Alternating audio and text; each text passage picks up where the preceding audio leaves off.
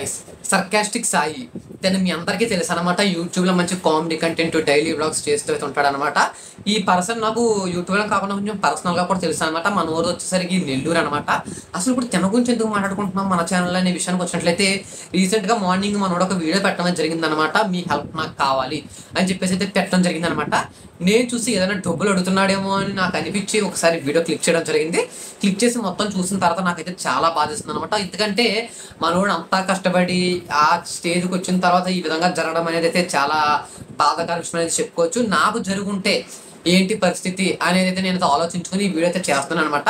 అసలు మ్యాటర్ ఏంటంటే మనకి యూట్యూబ్లో దాదాపు అంటే యూట్యూబ్ వీడియోస్ చేసే వాళ్ళందరికీ తెలుస్తుంది అనమాట. మనకి 3 స్ట్రైక్స్ అనేవి ఉంటాయి. మనకి నార్మల్గా స్ట్రైక్ ఒకటి, కాపీరైట్ క్లైమ్ ఒకటి, కాపీరైట్ స్ట్రైక్ ఒకటి, మనకి డైరెక్ట్ స్ట్రైక్ అయితే ఒకటి ఉంటుంది అనమాట. మనోడికి ఏంటంటే నిన్న మనోడు నెల్లూరు మాల్లోకి వెళ్ళి వీడియో తీసుకుని ఇంటికి వచ్చాడంట. వచ్చేసరికి ఏంటంటే మనోడు ఛానల్లో ఒక స్ట్రైక్ అయితే పడడం జరిగింది అనమాట. మేబీ చూస్తుంటే స్ట్రైక్ ఎందుకు పడే ఛాన్సెస్ ఉంది అంటే మనకి ఏంటంటే ఏదన్నా మూవీకి సంబంధించినటువంటి వీడియోస్ పెట్టినా లేదంటే వేరే వాళ్ళ తీసుకొచ్చి మన ఛానల్లో పెట్టుకున్న స్ట్రైక్స్ అయితే పడతాయి అనమాట. రీసెంట్గా నేను కూడా ఒక వీడియో చేశాను కల్కి మీద. దాంట్లో కొన్ని క్లిప్స్ అయితే యూస్ చేశాను అనమాట.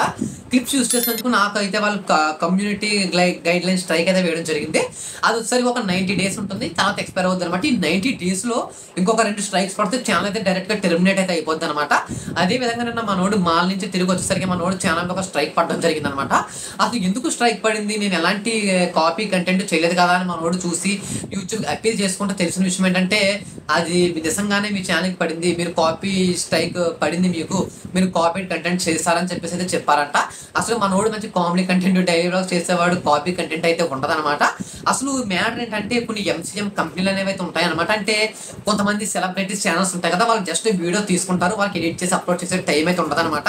అలాంటి వాళ్ళు ఏంటంటే ఎంసీఎం కంపెనీలోకి అయితే జాయిన్ అయితే అవుతారనమాట. ఎందుకంటే మీరు వీడియో ఫీడ్ కనుక వాళ్ళకి సెండ్ చేసినట్లయితే వాళ్ళని ఎడిట్ చేసి అప్లోడ్ చేసి మొత్తం అంతా వాళ్ళే చేస్తారనమాట. మీకు వచ్చినటువంటి ఇన్కమ్లో ఒక 20-30% అయితే వాళ్ళైతే తీసుకోవడమే జరుగుతుంది అనమాట.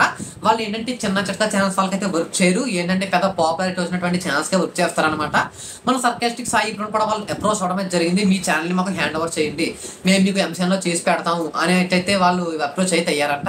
కానీ అప్రోచ్ అయినా కానీ మనోడు ఏం చేశాడంటే లేదు నా ఛానల్ నా హ్యాండ్ ఓవర్లోనే ఉండాలి, నేనే చేసుకోవాలనే ఒక ఉద్దేశంతో పాపం మనోడైతే ఆ విధంగా చేసుకున్నాడు అనమాట. కానీ ఎంసీఎం కంపెనీ వాళ్ళు ఏదో విధంగా వాళ్ళ ఛానల్ని లాగేసుకోవాలి అని అయితే ఫిక్స్ అయితే అయిపోతారు అనమాట. ఏంటంటే అలా ఫిక్స్ అయిపోయి మన ఛానల్ మీద ఫేక్ స్ట్రైక్స్ అయితే వేయించడం అనేది జరిగింది అనమాట యూట్యూబ్ తోటి.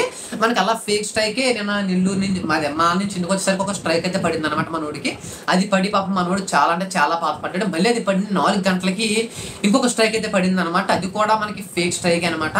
పాపం మనోడికి ఎంతో కంగారు అయితే వచ్చి మనోడు పాపం మార్నింగ్ వీడియో తీసైతే అప్లోడ్ చేయడానికి ట్రై చేశాడంట. కాకపోతే ఏంటంటే మనోడికి అంటే పాపం తెలియదు అనుకుంటా 2 స్ట్రైక్స్ పడితే కనుక ఛానల్స్లో వీడియో అప్లోడ్ చేయడానికి అయితే ఉండదన్నమాట. ఒక స్ట్రైక్ పడితే 1 week ఉండదు, ఇంకా 2 స్ట్రైక్ పడితే ఒక 6 months కాదు 6 weeks ఉండదన్నమాట మనకి.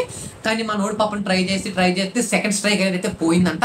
ఇంకొక స్ట్రైక్ అయితే ఉందన్నమాట. ఒక స్ట్రైక్ ఉండగానే పాపం మనోడు ఒక వీడియోని క్రియేట్ చేసి అప్లోడ్ చేశాడు అనమాట. ఏంటి సర్కాస్టిక్ సాయి రెగ్యులర్ సంథింగ్ ఏదో పెట్టి ఛానల్ పేరు నేను ఈ ఛానల్ స్టార్ట్ చేశాను, కొంచెం సబ్స్క్రైబ్ చేసి సపోర్ట్ చేయండి అని చెప్పేసి మాట్లాడాను అనమాట.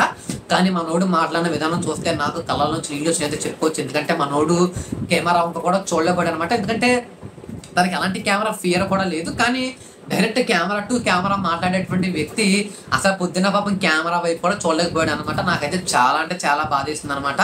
ఎందుకంటే ఎలా ఉండేటువంటి వ్యక్తి ఎలాంటి వీడియో చేస్తాడని అయితే అస్సలు అనుకోలేదు.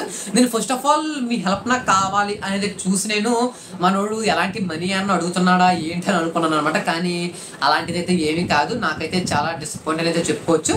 కానీ ఏంటంటే ఒక స్ట్రైక్ అయితే పోయిందంటే ఇంకొక స్ట్రైక్ అయితే ఉంటుంది 90 days. ఆ స్ట్రైక్ పోతే కూడా ఇంకా హ్యాపీ అని అయితే చెప్పుకోవచ్చు అనమాట. కానీ మనోడు ఇంకొక సెకండ్ ఛానల్ అయితే స్టార్ట్ చేయడం అనేది జరిగింది. మనకి సర్కాస్టిక్ సాయి రెగ్యులర్ సంథింగ్ ఏదో పెట్టాడు అనమాట ఛానల్ పేరు.